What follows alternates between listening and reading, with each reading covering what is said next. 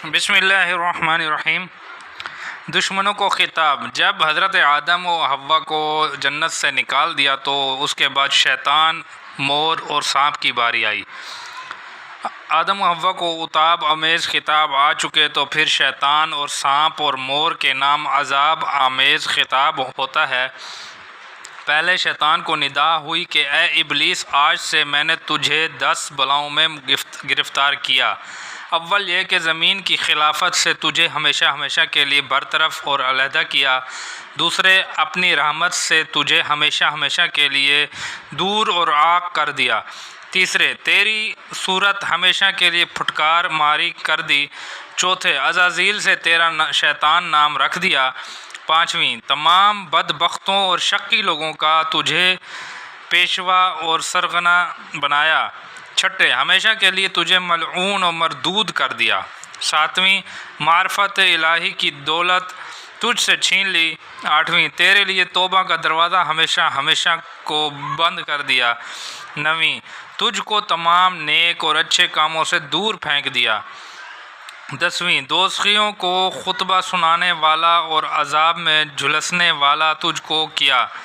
یہاں آقائے نامدار حضرت محمد صلی اللہ علیہ وسلم فرماتے ہیں کہ دوزخ کا عذاب 2 حصوں پر تقسیم ہوگا۔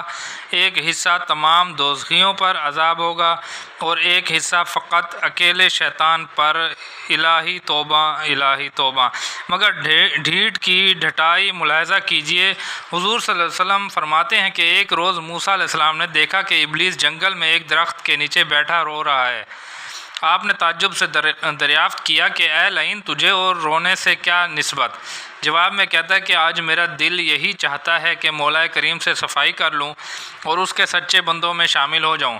پس آپ حضور رب العزت میں میرے لیے سفارش کیجئے کہ وہ میرے گناہ معاف فرما دے اور میری توبہ قبول کر لے۔ موسیٰ علیہ السلام نے اسی وقت ابلیس کی سفارش کے لیے دعا کی۔ دعا کے واسطے ہاتھ اٹھائے۔ وہاں سے ارشاد خداوندی ہوا کہ اس سے کہو کہ سنگل دیپ کے پہاڑوں میں ہمارے بندے آدم علیہ السلام کا مزار ہے، اسے سجدہ کر لے اور ہمارے نیک بندوں میں شامل ہو جائے۔ چنانچہ حضرت موسیٰ علیہ السلام نے اسے اسی طرح ابلیس سے فرمان عزیز نقل فرمایا، جسے سن کر لعین ہنسا اور ہنس کر کہا کہ واہ یاروں نے جب زندہ آدم علیہ السلام کو سجدہ نہیں کیا تو اب مٹی کے ڈھیر کو کیا سجدہ کریں گے۔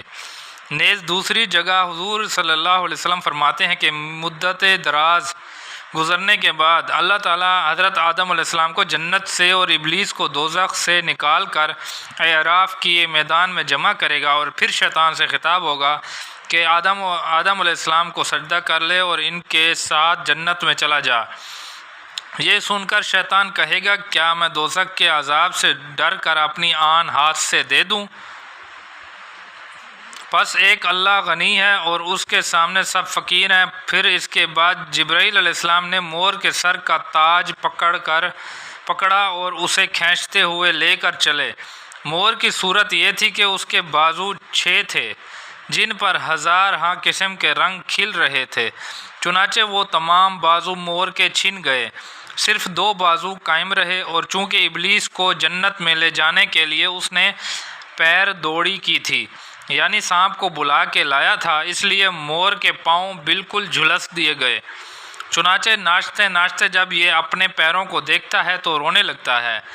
غرض یہ کہ مور کو جنت سے نکال دیا اور پھر سانپ کو آگے لائے، جس کے زبرجد کے بنے ہوئے اونٹ کے برابر 4 پاؤں تھے، جن پر آفتاب کی طرح بے انتہا رنگ چمکتے تھے، اور دانت اس کے خوشہ مروارید کی مانند دہکتے تھے، اور زبان مشک کی بنی ہوئی تھی، اور پیٹھ چاندی کی تھی، اور پیٹ سونے کا تھا، اور سر یاقوت سرخ کی طرح درخشاں تھا۔